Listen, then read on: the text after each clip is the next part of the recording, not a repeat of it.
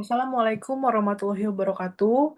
Perkenalkan nama saya Fadila Nurul Fitriani dengan nomor NPM 2022 10515054. Hari ini saya akan melakukan presentasi mengenai hasil penelitian kelompok kami yaitu kelompok kesejahteraan psikologis.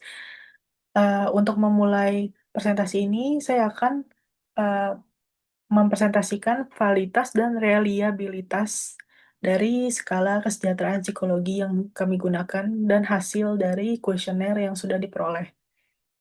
Sebelumnya saya akan melakukan share screen terlebih dahulu. Baik, di sini ada sudah saya buka JASP dan membuka hasil dari kuesioner yang sudah disebarkan melalui Google Form. Di sini terdapat item-item dan hasilnya atau totalnya. Nah, untuk melihat atau mengecek validitas, di sini saya akan memencet regresi, lalu kita pergi ke korelasi, correlation. Nah, di sini saya akan memasukkan semua item ke dalam tabel variabel. Baiklah, hasilnya sudah keluar. Sebelumnya tadi settingan itu kita memencet di sini Pearson, lalu correlated, report signifikan. Selanjutnya, mari kita lihat hasilnya dan dilihat dari nilai total, lalu dilihat di Pearson R. Mengacu pada Anwar, dikatakan suatu data atau item dikatakan valid jika daya diskriminasinya di atas dari 0,30. Maka dapat kita lihat item nomor 1, 2, 3, 4, 5, dan 6 ini dikatakan valid karena nilainya, nilai Pearson R-nya itu lebih dari 0,30. Namun pada item nomor 6 terdapat negatif atau negatif ini yang berarti korelasinya itu negatif.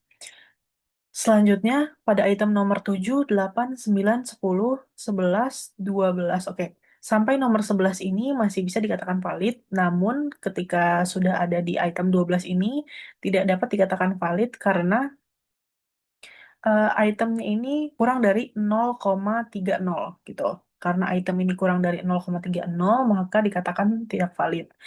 Selanjutnya, item nomor 13, 14, 15, 16, 17, 18, 19, 20 ini dikatakan valid karena dari item-item tersebut, dari item-item ini nilainya di atas 0,30 semua. Selanjutnya, item nomor 21, item nomor 21 juga dikatakan valid karena nilainya ini, nilai Pearsonnya di atas 0,30. Namun di item nomor 22, eh, it- eh, nilai Pearsonnya ini 0,019 yang berarti item tidak valid karena di bawah dari 0,30. Selanjutnya 23, 24, 25, 26, dan 27 masih valid semua gitu. Karena nilainya di atas 0,30. Baik dari keseluruhan hasil ini dapat disimpulkan bahwa terdapat dua item yang tidak valid, yaitu di item nomor 12 dan nomor 22 karena item di bawah dari 0,30. Selanjutnya, kita akan mengecek reliabilitas pada penelitian ini. Pertama, saya akan memencet di sini reliabilitas, lalu unidimensional reliability. Selanjutnya, kita akan memasukkan semua data ini kecuali eh, kecuali eh, item-item yang sudah gugur karena tidak valid ketika tadi dicek validitasnya, yaitu item nomor 12, item nomor 22. Oke. Lalu kita cek untuk ininya, untuk settingannya itu adalah di Cormbah Alpha. Baik, sudah muncul hasilnya. Di sini ada note bahwa the following item correlated negatively with the scale P6. Untuk item P6 ini karena korelasi negatif, dia dapat menurunkan nilai dari reliabilitas. Jika eh, item nomor 6 ini dikeluarkan atau dihapus, maka nilai dari reliabilitas ini akan naik. Baik, di sini kita akan melihat di poin estimate Cronbach alpha-nya, yaitu poin estimate-nya ini adalah 0,749. Untuk reliabilitas itu dikatakan reliable ketika hasilnya itu di atas dari 0,70. Maka dapat disimpulkan bahwa eh, penelitian ini reliable karena eh, hasil dari poin estimate Cronbach-nya adalah 0,749. Selanjutnya kita akan menguji asumsi, yaitu uji asumsi normalitas dan uji asumsi homogenitas. Selanjutnya kita akan menguji normalitas dan homogenitas. Untuk normalitas kita akan menggunakan normalitas yaitu metode Shapiro-Wilk karena sampel kurang dari 50. Yang pertama, saya akan memencet deskriptif, lalu memindahkan variabel kesejahteraan psikologis pada kolom atau tabel variabel ini. Selanjutnya, untuk bagian setting, settingnya itu valid, missing, mean, standar deviasi, maksimum, maksimum, minimum, dan Shapiro-Wilk test. Hasilnya sudah keluar. Oke. Hasilnya ini adalah kita melihat di p-value of Shapiro-Wilk-nya. Jadi hasilnya adalah 0,781. Dapat dikatakan bahwa data pada penelitian ini telah berdistribusi normal karena p-value lebih dari 0,05. Selanjutnya kita akan menguji homogenitas. Untuk menguji homogenitas, kita akan pergi ke t-test, lalu dipilih independent sample t-test, lalu dimasukkan variabel kesejahteraan psikologisnya ke dalam tabel dependent variable dan jenis kelaminnya ke dalam grouping variable. Selanjutnya, untuk settingannya yaitu student, grup yang ini, lalu ada equality of variance, lalu kita pilih yang left hand. Dan deskripsi plot. Hasilnya dapat dilihat di assumption checks, eh, lalu dilihat di nilai P-nya.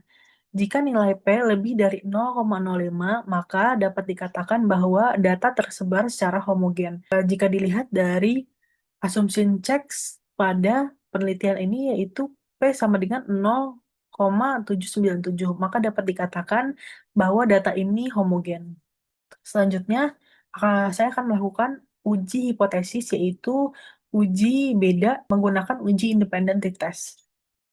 Selanjutnya, untuk menguji hipotesis, yaitu uji beda eh, parametrik, menggunakan parametrik karena uji normalitas dan uji homogenitas sudah terpenuhi, yaitu uji normalitasnya normal dan uji homogenitasnya datanya homogen. Jadi kita menggunakan uji beda dengan parametrik, yaitu menggunakan independent t-test. Kita pergi ke t-test, lalu pencet independent sample t-test. Nah, di sini masukkan variabel kesejahteraan psikologis ke dalam dependent variable dan jenis kelamin ke dalam grouping variable. Di sini settingannya yaitu Welch, lalu ada location parameter, effect size, uh, description plot.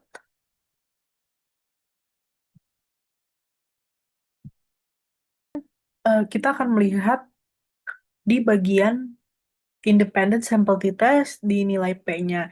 Nilai P terdapat nilai P-nya itu adalah 0,036 di mana hasil dari nilai P ini di bawah dari 0,05 atau kurang dari 0,05 yang berarti ini menandakan bahwa terdapat perbedaan yang signifikan. Selanjutnya, untuk melihat adanya perbedaan pada kesejahteraan psikologis antara laki-laki dan kesejahteraan psikologis perempuan, kita dapat melihat di nilai meannya. Di sini laki-laki ditandai dengan angka 1 dan wanita atau perempuan ditandai dengan angka 2. Kita lihat di nilai MEAN-nya bahwa nilai MEAN laki-laki itu lebih kecil daripada nilai MEAN perempuan, yaitu laki-laki 52,071 dan perempuan di 58,400. Ini menunjukkan bahwa terdapat perbedaan antara kesejahteraan psikologis laki-laki dan kesejahteraan psikologis perempuan, di mana kesejahteraan psikologis perempuan lebih tinggi dibandingkan kesejahteraan psikologis laki-laki. Juga dapat dilihat di deskripsi plots bahwa kesejahteraan psikologis perempuan ini lebih tinggi dibanding kesejahteraan psikologis laki-laki. Dari hasil uji hipotesis ini dapat disimpulkan bahwa pada penelitian ini hipotesis alternatif yaitu adanya perbedaan antara kesejahteraan psikologis perempuan dan kesejahteraan psikologis laki-laki diterima, sedangkan hipotesis hipotesis nol yaitu tidak adanya perbedaan itu ditolak. Sekian presentasi dari saya mengenai penelitian kelompok kesejahteraan psikologis. Kurang lebihnya mohon maaf. Wassalamualaikum warahmatullahi wabarakatuh.